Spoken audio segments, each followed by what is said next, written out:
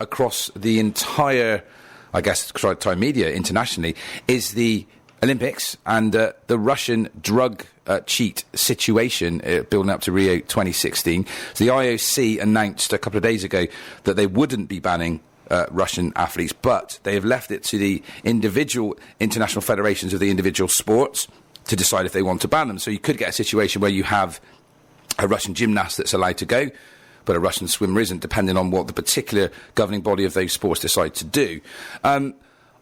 I've got Tony Gosling in the studio, who is most people have been well known from the Politics show, a great show on Fridays, and he has a knowledge equally of made appearances on RT and Russian politics and that kind of stuff. And I think that there's been this whole issue has been hooked onto state-sponsored Russian doping. The situation's bigger than that, Tony, though, isn't it? Are we scapegoating here? Well, look, I think, first of all, first thing to say is politics is leaching into sport. This is really dangerous. It happened back in 1980, the boycott of the Moscow Olympics, during the Cold War, right? So, actually, there isn't really a Cold War, although some people would like there to be. I think there's quite a lot of Cold War dinosaurs out there, particularly, it seems, in the Pentagon, that we really want to get the Cold War going again, to drive a wedge between Germany and Russia, because that's what the Americans seem to have been doing for a long time. Yeah. And that's actually against the principles and the rules of the International Olympic Committee and the International Amateur Athletic Federation and FIFA. So it's actually specifically in their rules. No politics in sport, right? We just keep it out. The trouble is, particularly I think at the IAAF, is you've now got a former Tory MP, Lord Coe, running it. So the principles and the words are a fine thing. But when you've got somebody who is themselves, this is an international group, it's supposed to be, but I think it's pretty fair to say that people will point the finger at Lord Coe and say that he's being partisan here. Yeah. It would be, it'd be fine, wouldn't it, if he was talking about anybody other than Russia, because there's a lot of the politics behind this, and that's what bothers me, is that we've got a whole head of steam behind the geopolitical situation, and what's happened is, of course, the Americans have come up against a brick wall, effectively, in both Ukraine and Syria on the geopolitical scene. And one place which is maybe easier for them to make some headway is in sport. And I think that's absolutely appalling. So you think they're hooking the political context of the situation, the tension with Russia, on sport and using this as to scapegoat Russia? I'll tell you why. It's because we had, in April this year, quite a lot of publicity around a UK doping scandal, which seems to have been almost completely forgotten about. This is the cyclist Dan Stevens. He's an amateur cyclist, April or May this year.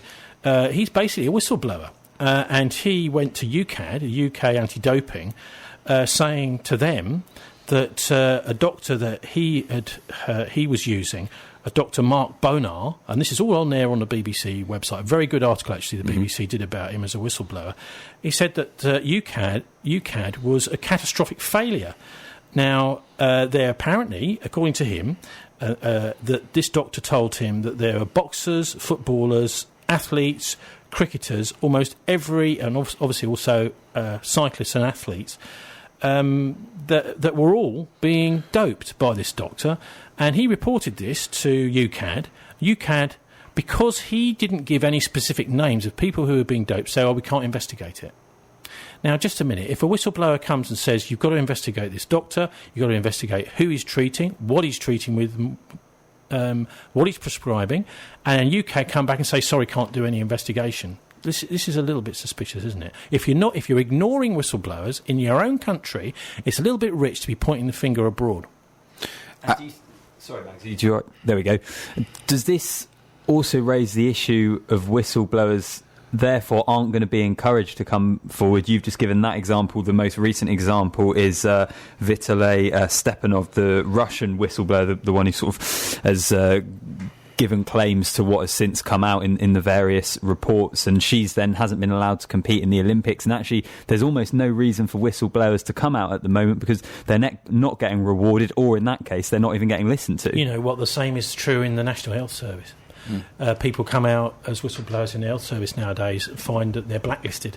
can never work again. So listen, we need to support our whistleblowers, especially as journalists, especially people on the radio, and give anyone that tries to blacklist them, anyone that tries to kick them out, or even just ignore them, a real hard time. Now, I'm not in a position to do this investigation for Ukad, but I think that this, in any kind of normal world, we would see the head of Ukad should be replaced. Let's have someone else who's actually up to the job. So is this a situation, if we go back in terms of the drug situation, this is always Lance Armstrong's defence, was that I was the one that got caught. I've been scapegoated. Yes, he's guilty, but actually this is the tip of the iceberg, and he's on record saying that.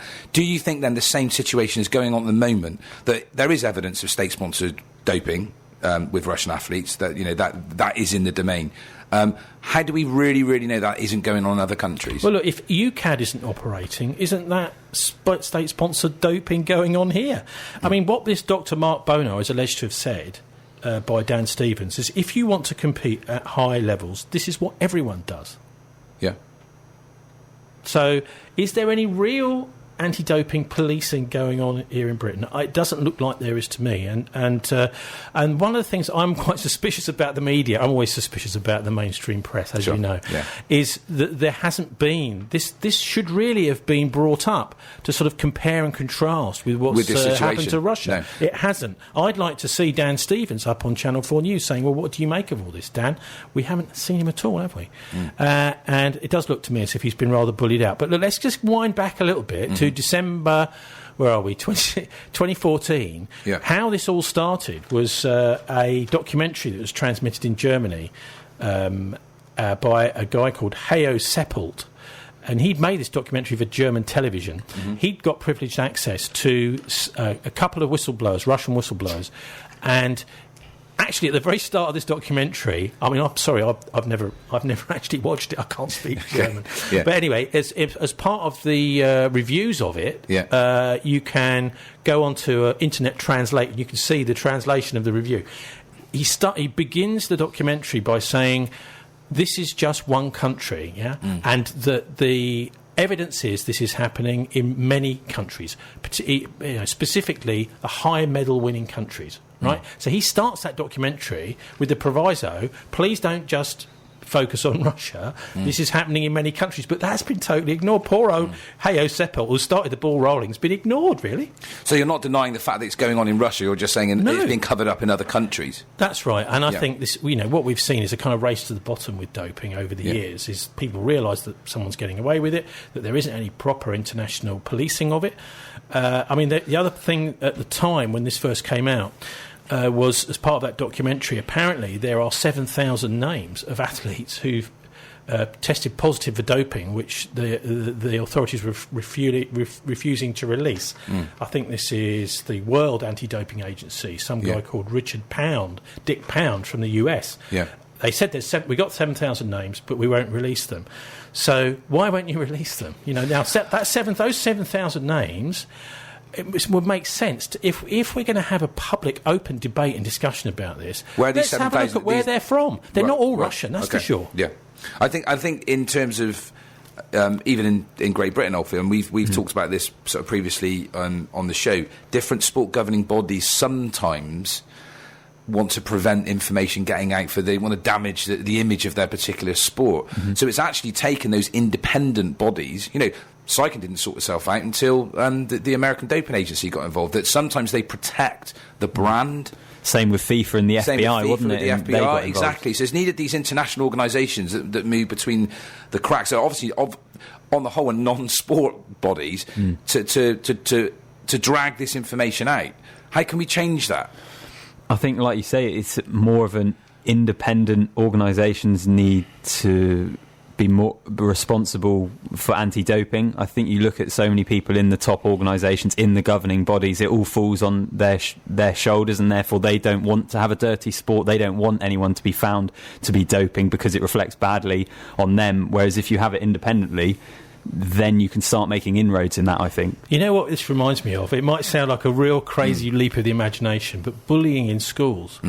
You over the years, I've done quite a lot of reports on the effects of school bullying over the years, and you find that no school wants to ever admit that bullying's going on. Because what it can do is it can mean that parents stop having their kids going there. It means that income from central government starts going down. No school on this planet, probably, certainly not in Britain, wants to have any kind of information made public about bullying going on. Sure. So they tend to just brush it under the carpet. I think that's a similar thing that's going on here. And I think your funding is affected by things like that through Sport England, so there's a natural protection of your sport.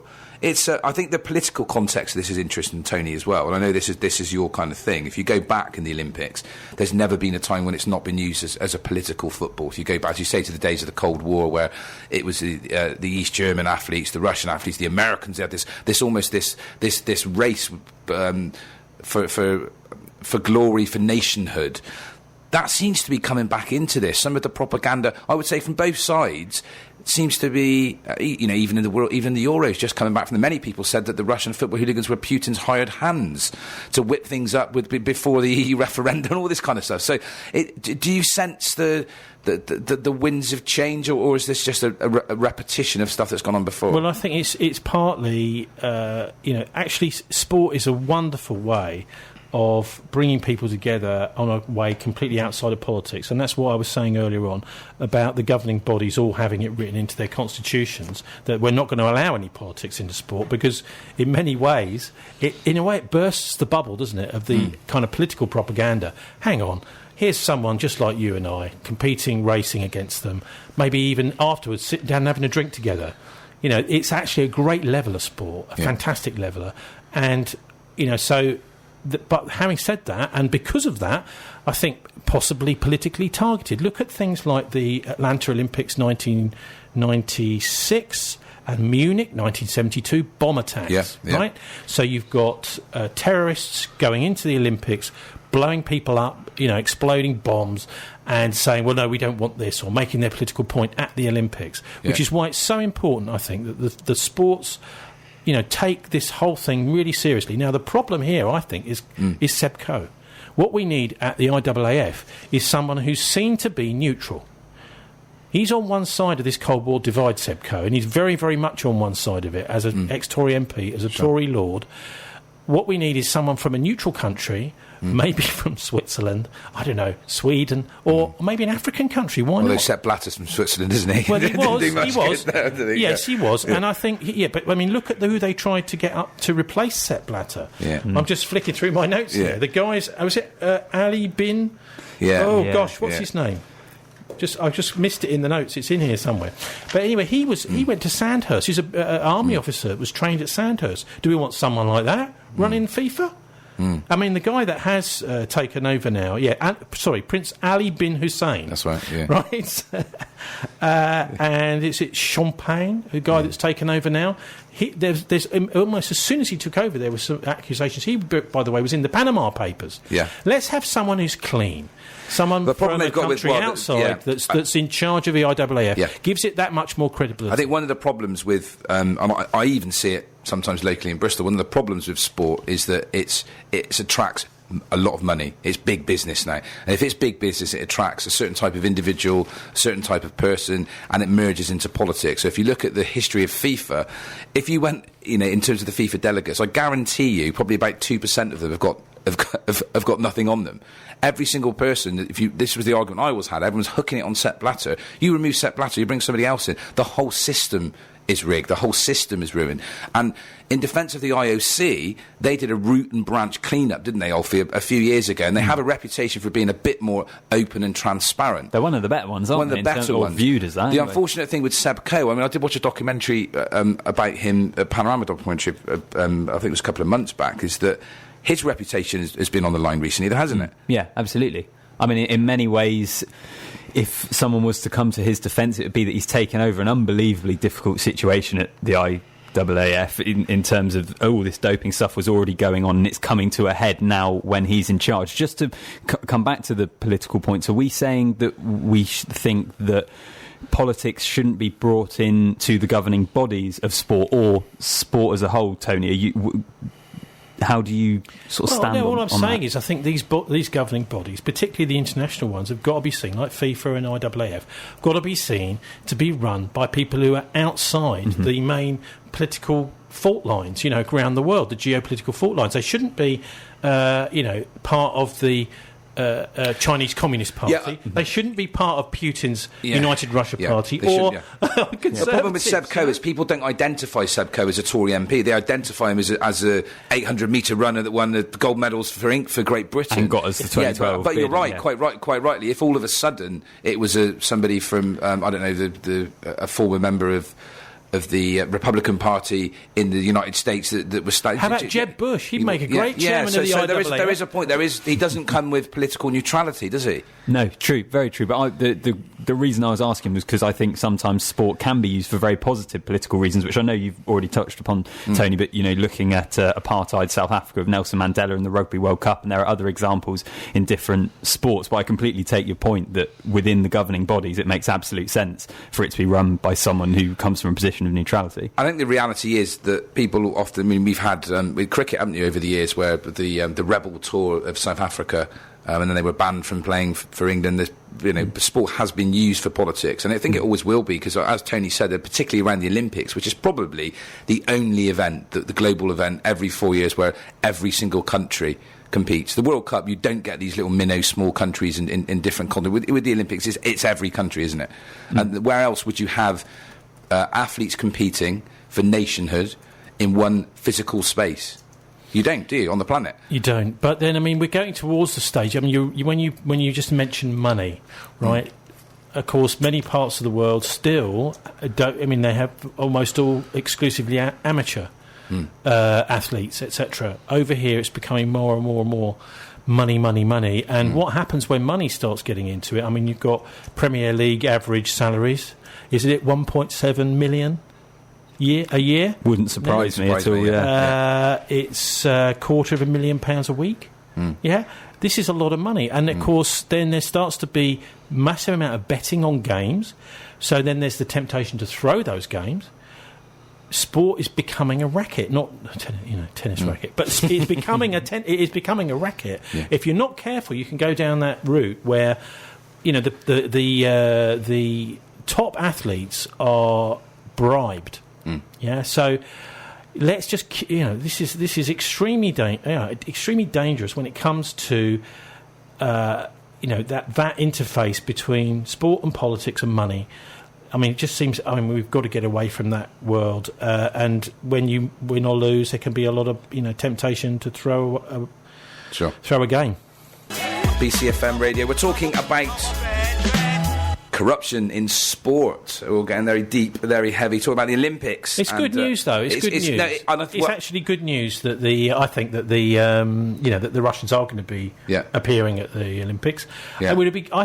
I wouldn't even bother watching. I don't think if you, because let's look at they were the third highest at the London Olympics, 79 medals, third highest below US and China. You're going to take them out. You're going to ruin the competition. But isn't it supposed to set a precedent, or to set a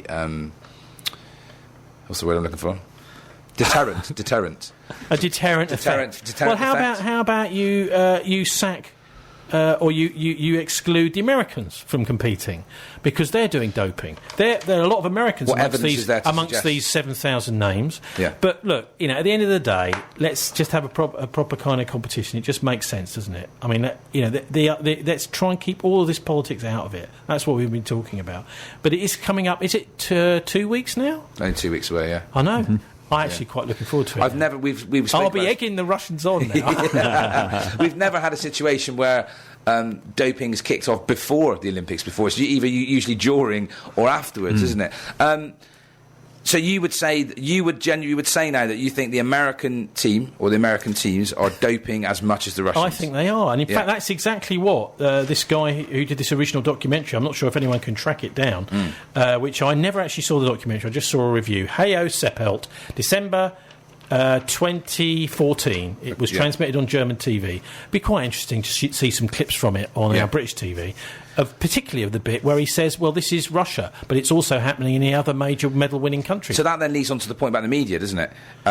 So have the media manipulated this message? Are they therefore indicating that this story has been kept away from being in the press, Tony? God forbid. Yes, of course. And I think the media is very partisan in all sorts of ways. I mean, particularly when it comes to East-West relations. And also when it comes to political reporting here in the UK. Look at, for example, the Middle East. The reporting of, for example, the reporting of Israel has been very controversial. Sure. When the attack on Gaza came a few years ago, big attack, absolutely, levelled Gaza virtually, the Israeli army attacking civilians, largely civilians. Then the British charities all got together to launch an appeal. What did the BBC do? They refused to allow it to be broadcast. That sort of bias kind of shows you what's going on with it. I think we're seeing increasingly, as someone I worked for the BBC in the 1990s, and I could see it kind of closing down. But you slowly also, but surely. But you also now you do as an independent journalist, you do some stuff for RT, and you do some stuff for Al Jazeera, or have done. I haven't done anything ever for Al Jazeera, right, but okay. RT. But to ask you with the RT situation, then, so this story, which is being essentially, as you say, quashed or quelled in the Western media, has this been picked up on, and are they talking about this in the Russian they television? Certainly are, yeah. I stations? mean, anyone who's got free view can watch it. Yeah, I mean, it's. So that's I in the think public domain. They've done a. I mean, it's almost like there's a palpable sense of relief in the RT studios in Moscow, where phew, at least we're going to. I mean, you were wondering whether they're going to actually sit over in Russia and have parallel games. Get a stadium for the 4 weeks and have. As the starting gun goes off in Rio, have Russian athletes running down their track and sort of have split screen, to see if who's going to get over the line first. Because I think, any sports person that spends hours and hours, weeks and weeks, months and years training, and then gets to an Olympic standard, it's a real kick in the teeth, a punch in the guts not to be able to go. The really interesting thing is that we did a piece on this a couple of days ago, and we were trying to get voices. We were trying to get from the media voices of people that were pro the argument. Essentially, when the IOC, lots of people are saying the IOC should have banned Russia from the Olympics, and the fact they haven't is because they feel that their hands are tied because they're frightened of Russia. They're frightened of the reaction of the blowback from Putin. You dispute that? You say their argument is that they think if it was another country, if it was France, if it was if it was Iceland, they would be banned. But because it's Russia, they're not. I don't know if you've noticed. Almost every day, there's some kind of anti-Russian story on the news. I actually went to Moscow 2 summers ago, spent a few weeks and saw a bit of the Russian countryside for the first time. Very impressed, particularly by the youngsters speaking English over there. I mean, people over about 30 can't speak English, but the schools over there. I'm really impressed with a country that seems to be a little bit like London in the swinging 60s, on the up. The young people, very positive, and we don't get that impression over here of what's going on in Russia because we are, in a way, the whole thing is kind of sanitised. We trust our London media because all our national and international news comes through London, pretty much. We trust them to tell us what's going on in other parts of the world. We are not there. We haven't been. And we're getting a very negative spin. Sure. I understand that. What about the hooligans, the Russian hooligans that you see in the Euros, the organised ultra gangs that this bypass mainstream media? All these videos are on social media. You can see it. They're all dressed in black. And what's your take on that? Is that a reflection of Russian I've got one culture? thing to say, and that is British hooligans. Yeah. I mean, we have our hooligans, if you can call them hooligans. Yeah. I mean, the British are notorious for this. But two wrongs make a right. No, they don't. No, but at the end of the day, it's what's going on the pitch, on the field that matters. Yeah. I mean, you've got actually a history in this country, I know of personally, of interference in football crowds of running far-right groups within football crowds. Yeah.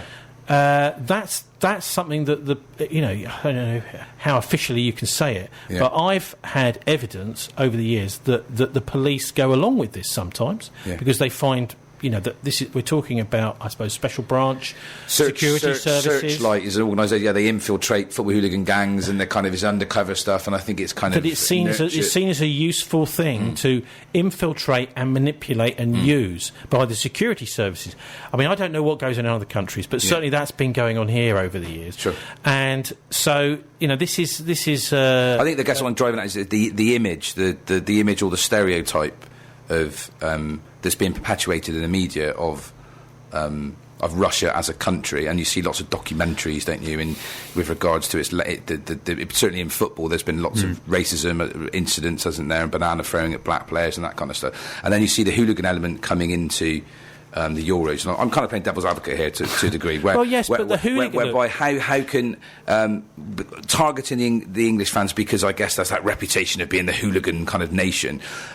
Some people did say, and you can say this is a wild conspiracy theory, that they were hired hands from Putin, pushed in to whip up civil unrest in the Euros as some kind of political statement against the EU. How would you respond to that? Well, maybe. I don't know. I think all countries, security services, maybe the FSB, in this case the Russian, use these, sort of far-right groups to manipulate events. In fact, probably far-left groups as well. Yeah. But I think that we should. So you're not saying that they don't. You're saying that it's a double standard. Essentially, it's our hypocritical. Well, on the stance, one hand, the police are saying we don't approve of this. We're trying to stop this. On the other hand, police and security services, that is to say, political police, secret police, are using these groups. Yeah. I think it's a two-faced thing. Sure. Basically. Sure. World Cup then. Should go from sport events? Should Russia still have the World Cup? Of course. I think it's a perfectly... At least you're not going to overheat playing football in Russia, hopefully, as you would do in Qatar. And also, I just think sport is a massive healer. It can be a really massive healer of the Cold War nonsense that we get day after day after day. On the mainstream press. But were they not a let's go to there and let's go over here. And I guess sport does transcend, or should transcend, nationhood and all that kind of stuff, and bring people together. Well, it's money and national pride, isn't it? It brings a tremendous amount of money into wherever you're holding the competition. But the reality is that's been jumped on, that's been hogwashed by some of these big organisations we've been talking about. So FIFA, on the one hand, you could say that Qatar and indeed Russia have benefited from the corrupt system that FIFA is to get both of those tournaments. Envelopes exchanged hands, didn't they? Handshakes. How long has this been going on for? This has been going on since Joao Havelange. So Peter Jennings, who's a fantastic investigative journalist, has been following the FIFA story for God knows how long, and it started ironically in Brazil. Then it was taken up by Tex Pereira, I think his name is, who was married his daughter, and this corruption has continued and continued and continued. So it makes me actually think that possibly the majority of every World Cup has been decided in that way. Is that what you would say? I think quite possibly. Yeah. Well, why not? I mean, there's so much money involved in these things, and also national prestige. You're going to get the office of the president in the case of Russia, or the king in the case of Qatar. You're going to get. Well, we had Prince William and David Cameron were for the England bid, weren't they? They were actually there when the Russian bid was announced. You're going to get a tremendous amount of the Foreign Office working on this. You're going to get the machinery of government doing everything it can, and of course what you're getting is the same as you're getting in doping, is a race to the bottom. If they see other people getting away with it, that's just more of an encouragement for the next country to get away. Oh, this is the way things are done.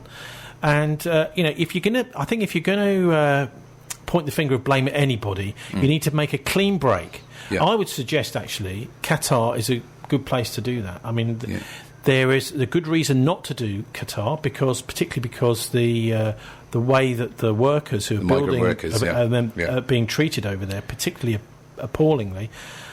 But maybe actually Qatar should have it, and then we make a break after that. The next one really will be free, fair, and open, and we devise a process, an open process by which that happens. Yeah. The thing is, what happens behind the scenes is there's not enough openness about the process. So you make that process open. You can put it online. You can stream it live. This is one of the things they say about the European Union. The European Commission is not open. They should just stream the Commission meetings live. Why can't they do that? Well, let's do that with FIFA, for goodness sake. Well, FIFA is notoriously secretive, and they have their own internal... Why? What have they got to hide? Exactly. But my argument with the IOC was, in general, we're perceived as more of a transparent organisation, Alfie. Well, that's the impression you get, isn't it? I think to a certain extent, as we've mentioned, both of you have mentioned the amount of money that's now involved in sport, all of these governing bodies and organisations, to a certain extent, I think it's very difficult for a certain level of corruption not to be involved at a certain level, and stopping that, I think, is very, very difficult, really. But as we've mentioned as well... But they clearly can't self-regulate, can they? Because it's needed external law enforcement, international organisations to hold them to account. So they're clearly... None of these organisations are capable of it's a bit like like the sort of Hillsborough inquiry. Well, I was going to say internal police inquiries never work. You need an independent body. So therefore, I ask both of you this: do we need some kind of independent worldwide body overseeing sport, which is utterly neutral from any country, comprised of a certain amount of people from different from all over the world, whereby they are completely not attached to that sport? What's the solution to this? Okay, honesty and integrity. Yeah, that's what we need. We need, first of all, the international bodies need to be chaired by someone who's not somehow bound up with this massive East-West, China, Russia, NATO conflict. The old Cold War reinventing itself. Someone outside that fray. What's happening in the world of geopolitics is small countries are finding it almost impossible to be independent anymore. They're being forced to one side or the other. So let's find a country, whichever country, maybe, like I say, from Africa or outside the fray somewhere, which has not got any political allegiance to either side there, to be part of that. I mean, actually, Malaysia's quite a good example. They're kind of outside system. They have done things like international war crimes trials, looking at all sides, bring them in there and saying, well, actually, no, if you come to our country, somebody from the West, somebody from China, for example, you'll be arrested if you actually come to Malaysia. So I actually looked at them. I mean, this is an old British colony, isn't it? Sure, Malaysia. Somewhere it's got some sort of credibility, I mean, under international law that's not on one side or the other. I mean, we've got another massive problem in the geopolitics, and that is that you've got the International Criminal Court in where? The Hague in Holland, which is part of NATO. So what you're seeing there is certainly people like Bush and Blair haven't been to the International Criminal Court. Wonder why? Well, they're on the same side. They're on the NATO side. So are you arguing you're saying sporting organisations are aligning with these political organisations, becoming part of the same system? Right. Okay, so as NATO hits a buffer can't advance any further politically, strategically, militarily in Ukraine, the same in Syria, what they're doing is they're going for the easy targets, which are these big international sporting bodies, taking those over and influencing them in order to get at their geostrategic opponents via sport. Yeah, there you go. Sports and politics. Let's interesting stuff. It is, and I think it's nice to hear this and to hear another side of the story, Tony. So appreciate you coming on. It's nice to hear sport being spoken about with a bit more depth, isn't it? Not just jumpers for goalposts and sport results. Yeah, and also the positive side of all this is we have got a decent result from the International Olympic Committee. Have made the right decision. So you think for them to not ban Russia is the right decision? Absolutely right. And I mean, what we need is we need to have the 7,000 names, as Paula Radcliffe says, release the 7,000 names, and then let's see who's been doping. Individual people, yes, ban them, but don't ban whole countries, because every country, certainly all the major medal-winning countries, including Britain, has got a failed system of anti-doping. It's not working here. There you go. I think you could be drawn out for lots of different media shows for that, Tony, because you're a voice in the wilderness with that one. So, thank you very much.